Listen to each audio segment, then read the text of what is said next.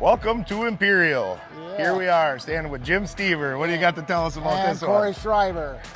It's our year end. Everybody's doing inventory here today. That's everyone's #1 job, except Corey and I are moping around.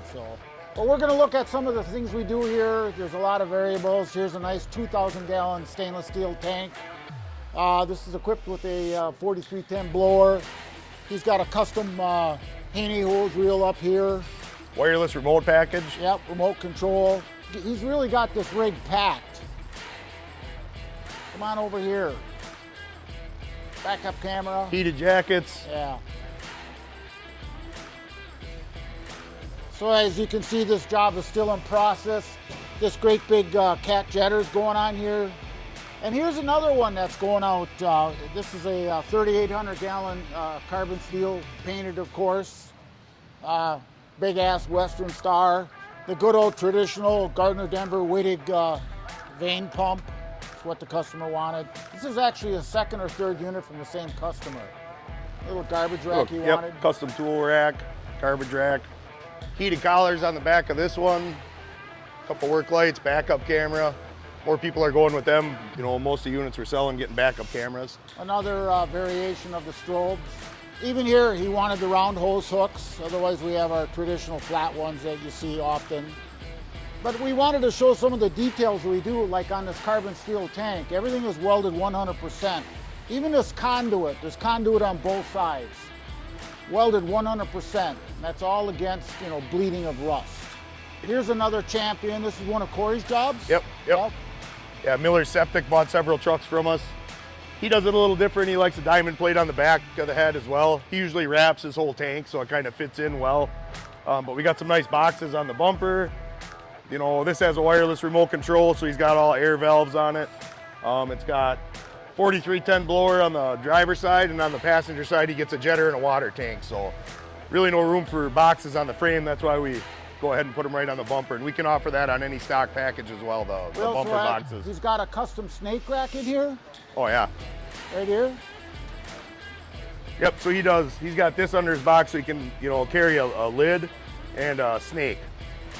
So can never find enough storage on these trucks, so sometimes you got to think outside the box a little bit. This is becoming very, very, very popular.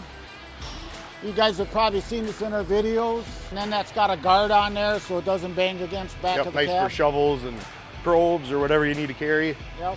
Here's a customer. This is going to California for Enviro. He's got the blackout features on the mirrors, the grill, and the wheels. Yep. This is going with a 4,000-gallon aluminum tank. He's got a jetter in here in our stainless steel tank that we build in-house. All set to go. Dual switches everywhere. You guys seen that feature of ours? But yeah, building our own water tanks is key. With different frame lengths and everything else, we can make it as short as long as needed, and it just fits well and fills up the whole side of the truck. Whose is this bad boy? This is Zemba Brothers.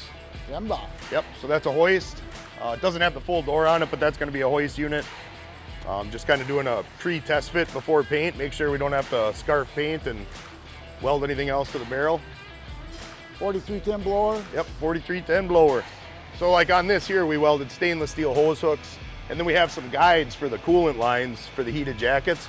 Them are also stainless steel, and that's going to keep the hoses off his paint and keep that paint from, you know, chipping and bleeding and rusting in the future. And again, too, not that it's structural, but welded 100%.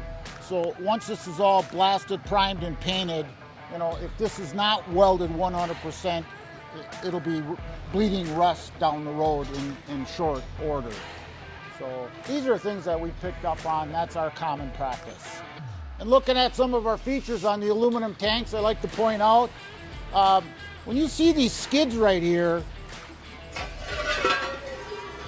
this is just a drop-off.